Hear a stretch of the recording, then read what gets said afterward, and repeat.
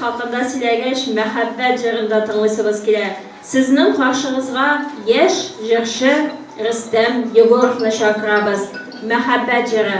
Сүзләре Габдулла Тукайның мәхәббәт шигыре. Әлбәттә, ул 1908 елның 30 сентябрендә Әл-Исрар газетасында басылган шигырь. Әкие Габдулла Тукай премиясе лауреаты Сара Садыкова язган. Рөстәм Егоров баянда Татарстанның атказанган сәнгать эшләсе Әхмәт Кәримов.